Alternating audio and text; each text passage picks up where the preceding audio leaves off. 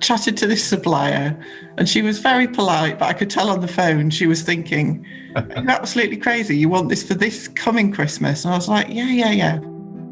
Really interestingly, more than half of the stars that we sold in the end came from completely cold contacts, people that saw LinkedIn posts that we put out.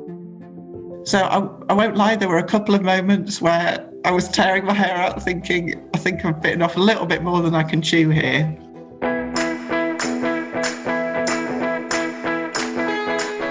Hey there folks, this is episode 134 of the Fundraising Bright Spots podcast.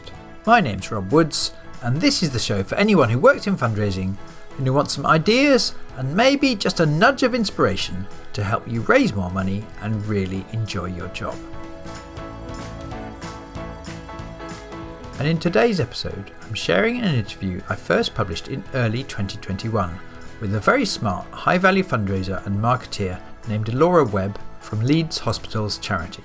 As this podcast has grown and grown in the years since we started, back in the autumn of 2019, I've realised that for listeners who discovered the show fairly recently, there's a good chance you've never heard the ones we put out in the early days. And I think that's a shame, because a lot of those topics are still as relevant as ever. A case in point is today's story about corporate partnerships fundraising with Laura, and I've heard from quite a few charities who've used the example to create or improve their own Christmas campaigns. I particularly wanted to share it now because if the strategy gives you any ideas, there should be enough time for you to take action ready for your next winter campaign. So here's my chat with Laura, all about their brilliant Sponsor the Sparkle appeal, which attracted more than 20 partners. Interestingly, it enticed more than half of them to support the charity for the first time. So Laura, before we get into the interview and this interesting campaign you've done, would you introduce yourself and top-line the charity where you work? Sure. So I look after corporate partnerships in the fundraising team at Leeds Hospitals Charity. So we are the official charity who support the Leeds Teaching Hospitals Trust. Lots of people query sometimes why there's a charity at a hospital. Pretty much all hospitals have a similar foundation or separate charity, and we're there basically to try and fundraise and put in the things that the NHS budget doesn't buy. So it's the kind of extras to make patients' experience slightly better than it might have been without our funding and our input. It's quite a big trust, over 20,000 staff at the hospital, and we support all areas of that. Fantastic. I remember, I think we met when you joined our Corporate Partnerships Mastery Programme early in 2020. So I enjoyed working with you through that. And I remember you did some really interesting projects that you were sharing with your colleagues on the programme then. But in this interview, I particularly want to talk about something you did later on, several months after you'd finished the programme. Just to set it up, could you define a particular problem that your charity has, and in fact lots of hospitals and the foundations that support charities have across the country? It almost doesn't sound like a problem on the surface, but at Christmas, lots and lots of individuals and businesses obviously love to come down and bring gifts, in particular for the Children's Hospital. So that's fantastic, but sometimes the gifts that come are not appropriate or potentially can't be used from infection control purposes. And obviously, from a fundraising point of view, we'd love them to actually donate some money so that we could make better use of that kind of gift into the hospital. So it's been an ongoing problem, and I'm sure colleagues at other sort of hospital charities have got the same problem. Obviously, this last Christmas with COVID, things were very different indeed. So there was no opportunity for people to physically come onto site from a corporate point of view, which is obviously my focus for this campaign. People start talking to you about it in July, would you believe? When can I book in for my Christmas gifts and come and have our company photo taken? So I was kind of racking my brains to come up with what can we actually do that's going to kind of be attractive for corporates to still support the hospital and the charity at Christmas, but not come onto site and have their pitch taken, which is obviously a nice thing to have too. I hadn't been aware, but I became aware when I saw a Facebook notification that Sheffield Children's Hospital had been running a snowflake campaign at Christmas. I think they're almost into their 10th year. And the more I looked into it, I thought, this is absolutely fantastic. Like, why aren't we doing this in Leeds? So the whole idea of the Snowflake campaign is that businesses, community groups, whoever wants to, can donate to kind of sponsor a snowflake that is then physically put up on the outside of a building and lit up like a big Christmas decoration. So I had a number of conversations with one of their contacts there who ran their snowflake campaign. Brilliant chats, shared loads of information. Like, obviously, we're not sort of in competition with each other. So that's the beauty. So anybody else listening to this that might be sort of working at a hospital or a hospice or wherever, maybe it's something you might want to try. I essentially kind of nicked the idea and thought, how can I make this happen in Leeds? It was a challenge because at this point we were into sort of mid-September. So the clock really was ticking away. But I put a call in probably third week in September to a supplier. I chatted to this supplier and she was very polite, but I could tell on the phone she was thinking, you're absolutely crazy. You want this for this coming Christmas? And I was like, yeah. I had a chat with her and clearly wanted to make it slightly different, something bespoke for Leeds. So we talked about stars rather than snowflakes, and working really closely with my colleague in the team, we put together a proposal, took it to our senior leadership. We're like, we need to do this. We need to purchase these stars and we'll find donors and businesses that want to support this.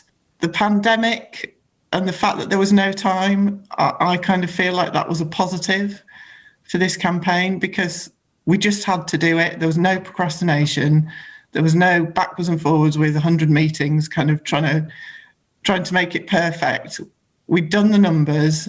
I could see that it worked elsewhere. We just needed to make it happen, basically. So I think we ordered the stars mid-October, plumped for 25. And then as soon as we'd actually pressed the button and we knew, right, we've ordered them, this is going to cost us now. It took over for a month, I've got to be honest. But we contacted all our current partners, we contacted warm supporters, we sent out cold emails to all sorts of companies and contacts around Leeds and Yorkshire. And when we got our first kind of confirmed star in, that was kind of when it started to snowball. It was fantastic. It was our longest sort of corporate partner that we've worked with. We worked really closely with them, and they were really keen to actually commit to be the first to kind of get us off the ground. So I won't lie, there were a couple of moments where I was tearing my hair out thinking, I think I've bitten off a little bit more than I can chew here. But it was great. And really interestingly, more than half of the stars that we sold in the end came from completely cold contacts. People that saw LinkedIn posts that we put out explaining why the hospital needed money at Christmas, and they needed it even more this Christmas because they couldn't have visitors, all the different isolation rules that are kind of in place. And I think it just touched people. There's lots of things as a charity we fund over the Christmas period. It's not just presents at the Children's Hospital, Christmas dinners for staff, Christmas decorations.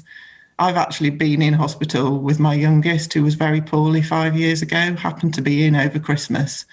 So I do know sort of from personal experience how important it is that, those elements are put in for people that are spending the festive period away from their families, basically. Wow.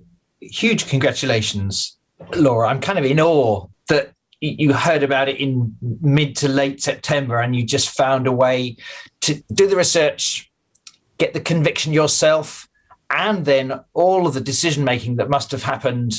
Goodness knows it can't be easy. The number of people that need to come on board, both within your foundation and within the hospital trust you work with, and to get that done so quickly and then take it out to market and get people really wanting to jump in. It's a wonderful achievement. So congratulations to you and all your colleagues. There's been a huge team effort to make it work. And so, Laura, in terms of results, for one thing, that's amazing that it was a tool you could use, a product you could use to engage a whole set of companies that initially weren't supporting 50% of them. So that's wonderful. broadly, how much did it raise this time around? I'm guessing also it's a hugely valuable thing because it's not a one-off. One of the most valuable things we can do as a fundraiser is to create some kind of sustainable income stream. And I sense that next Christmas and the year after, you're going to have an asset you can grow. Yeah, absolutely. In the end, we sold 22 stars. I think income was just short of 35 grand. The last 2 stars sold actually the night that we did the kind of official switch on. So yeah, my colleagues were tearing their hair out with me at various points, but it really was a team effort and they looked fantastic when they were up. But as you said, we now own these stars, so absolutely the planning is well underway for this coming Christmas. And we are intending to expand quite significantly. We've got obviously more than 4 weeks like we had last time to kind of put the right steps in place and start those conversations with other partners to bring them in to the original sponsors that we had from last year. So plans have kind of been mapped out for the next 5 years on this, and it's absolutely going to become the backbone really of sort of our corporate partnership income. The fact that it solves a problem that we've had for several years as well, now that we've demonstrated the amount of money that can be brought in to kind of support the Christmas wishes of the hospital, it's fantastic. And it just meant from a children's gift point of view, we bought lots of gifts, but it was things that they could absolutely use, COVID or not COVID. So it's turned it around really. Hey there, it's Rob, and I wanted to quickly let you know about our 2 flagship training programs. That's the Major Gifts Mastery Program and the Corporate Partnerships Mastery Program, which is the one that Laura did. To give you a sense of the difference they can make, here's a really quick bit of feedback we received recently from Asiya Parekh, who took part in our most recent Corporate Mastery Program. This is my first corporate fundraising position. I've never corporate fundraised before. I rely quite heavily on the things that Rob taught. Since being on the programme, the charity has managed to turn over 10 partnerships. We started off with 1. While I was on the course with Rob, that 1 turned into 6, and now it's turned into 10. For the charity, the partnerships are worth around £10,000 each, and at 10, we have a total of £100,000 coming in. I would really, really recommend the programme. Absolutely do it. It's worth every penny, and I'm really, really grateful for having been on it. If you'd like to find out more about either of these 2 programs, go to brightspotfundraising.co.uk/services. For now though, let's get back to the interview as I ask Laura for more detail on the various benefits that came from their campaign. And presumably for lots of those new companies that hadn't got involved before, this was an easy thing for them to understand and sort of get some value and enjoy their employees or their customers being proud of them doing their bit. But it's a great chance for you to then deepen the relationship after they initially sponsored that star. Absolutely. I mean, there's been a lot of love for the NHS this year, obviously. I think that helped to bring some of these new contacts in, but it has allowed us to start those conversations about obviously supporting again in the Sparkle campaign at Christmas, but other areas that they might want to involve their employees with, other fundraising that they could potentially do for us. So it's helped just grow our network really. And obviously they've got their own networks, as everybody knows. So it's had a nice ripple effect. And in terms of practicalities, I saw a lovely picture on your website. There's some bigger stars and some smaller stars. Yeah. It is part of the beauty of it that people can come in to give at whatever level suits their budget. Absolutely. I think we had 4 different gift levels. So it really was accessible if you were a smaller business and wanted to get involved, right up to the sort of much, much bigger stars. I think 3.5 meters in diameter, the biggest one was. So there was something there to appeal to all sorts of businesses. And also we're talking to our community colleagues now as well. Is there some way that they could be involved in this campaign going forward? So that's kind of in planning stage at the moment. Yes. And I see that part of the reason it looks beautiful is because it is a beautiful Christmassy scene. There's a magic to it. And it doesn't have corporate logos all over the place. But how did you create something that enabled the companies to be able to feel proud and tell their employees or their customers that they'd done this thing? So what we designed was a kind of map of the stars. Obviously, because we had a smallish amount compared to where we're hoping to get it to this coming year, it allowed us to create a visual kind of PDF of the building, of the different star placements, and actually have the business names kind of on a key really on that. But we also created a sort of print version of this, which we sent out to all of the partners as a thank you, something for them to keep at the end of it, because they're not actually buying the stars. They're just kind of sponsoring them being lit up for 6 weeks on the building. And then the most exciting bit that everybody seemed to love was we did a Facebook Live, which was my first time doing that. So another stressful day. But we did a virtual light switch on because obviously we couldn't invite people sort of down to physically watch it. But we had a huge amount of supporters and teams from the trust and other corporate partners that joined us on that Facebook Live. One of our ambassadors fronted it for us. So I think the thing I learned was you can make anything happen if you've got the drive to do it. And sometimes not having loads of time to overthink it is a benefit. Yes, Laura, I can't quite imagine how on earth you got it all done in such a short time period. But I've been talking to so many fundraisers this year who have found some advantages within things that appear to be disadvantages. In this case, one of yours was absolutely or hardly any lead time. Just in terms of some of the problem solving that needed to happen, or the communication or the decision making that needed to happen within your organization, is there anything you found interesting or anything you learned about somehow getting that done? I mean, I really had to pull colleagues in to kind of help me, because there were conversations we had to have with the hospital team, the fact that they were going to have to drill these stars in during the night, understanding who was in those front-facing rooms. So it's really been brilliant from a sort of building relationships with the guys at the hospital, right through to having to close roads off when they were coming to install them. But there was a real energy behind it because the clock was ticking, like right from the start, and everybody just kind of mucked in, really. People were sort of saying, I've just had a conversation with somebody over here that knows this business. I'm like, right, get on the phone, let's talk to them.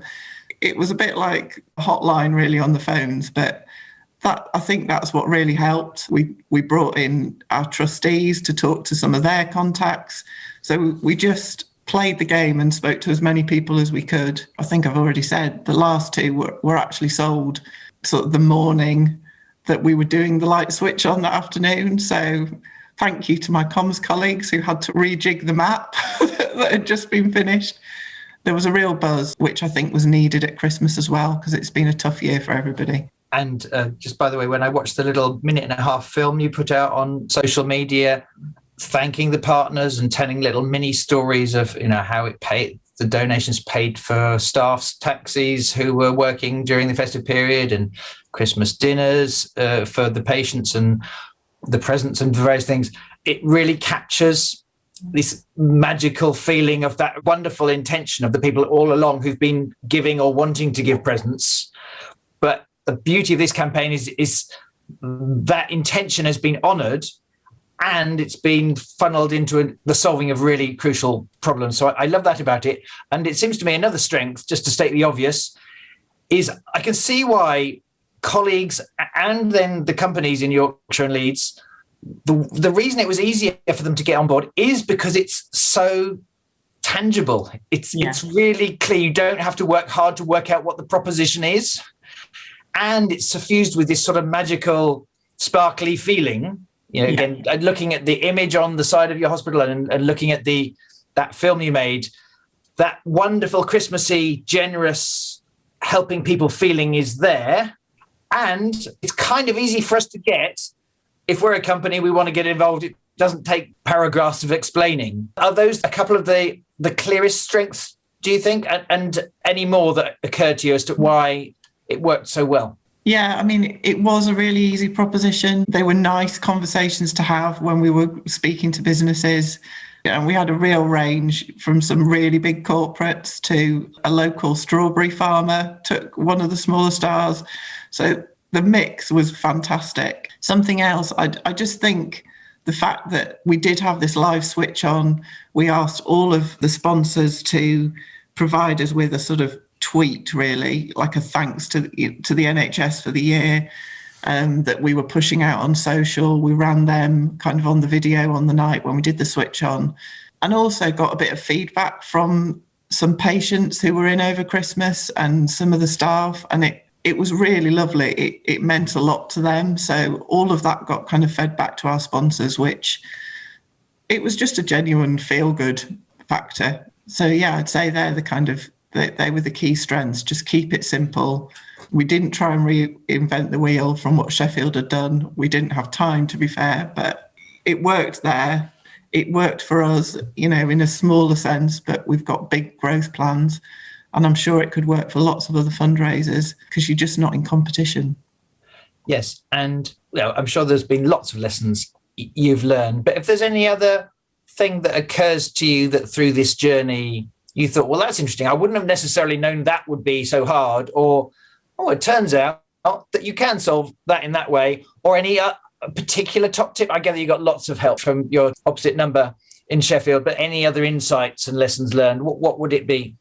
So I suppose the thing that you really need to not lose sight of is the reason that people engaged in the first place. And it was the story that we told, which comes right back to the course that I did with you last year. It's all about telling people what the problem is and getting them to almost put themselves in their, those shoes. Imagine if I was in hospital with my poorly child, away from my family, the staff that are away from their family looking after yours on Christmas Day.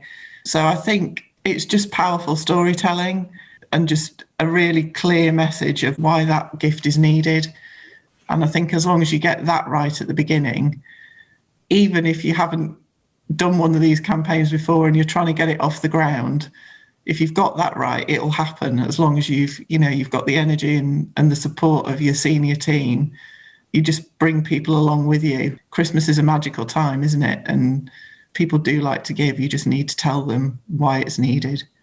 Yes, I see. And clearly it's going to be easier for you and your colleagues with a long lead time, and crucially, because it already exists, it will be easier to do the second time around. But if someone's listening to this and they're thinking about doing it the first time round, engaging partners or effectively selling this concept when it doesn't yet exist, anything you learned from how you mocked up what the company gets, or did you send them a picture of 1 star, or anything to help us create that sense of certainty that this will be good? It was tricky with 0 assets to start with, but what we used last Christmas was like a photograph of the different stars, not a photograph in situ with them lit, which is obviously what we're going to do this time round. Quite a 2D photograph, but it just gave them some idea. We worked up a little logo stamp that was supported the campaign, so that there was something, as soon as a sponsor had come on board, we could send to them. They could add it to their email signature, they could stick it on their social, push it out to all their contacts, something visual that they could have kind of prior to the stars actually being switched on and installed. But you don't need loads, you just need something, and you need the belief that you can bring people along with you and the right story, and it'll happen. Wise words. Laura, thank you so much for coming onto the podcast to share ideas about this Sparkle campaign. I think it's brilliant for many reasons, not least because you managed to make it happen in such little time from the autumn and get it done by December. So well done to everyone involved. Thanks for explaining your lessons learned and your top tips. I hope it'll help some listeners out there. I hope it will help people who don't work in hospices or hospitals to nevertheless see some of the principles involved and see what kind of a version of this strategy they could implement. But for now, Laura, thanks for joining us on the podcast, and I look forward to catching up with you soon. Thanks, Rob. See you soon. Bye. Well, I hope you enjoyed Laura's story. If so, and you don't yet follow the show, please do press that button now so that you can get access to all the other episodes we've got coming up soon. For a full transcript and some simple notes on this episode, go to the podcast section of our website, which is brightspotfundraising.co.uk. If you're interested in improving your skills and confidence in high-value fundraising, then do check out the Corporate Mastery Programme, which is the one that Laura did, or the Major Gifts Mastery Programme. Both of them help you to grow your momentum and your results through a combination of masterclasses and individual coaching support. To find out more, go to brightspotfundraising.co.uk/services. Now, I'd like to say a heartfelt thank you to everyone who's been spreading the word about this podcast. It really helps us to share these ideas with as many good causes as possible. And we'd love to hear what you think about today's episode.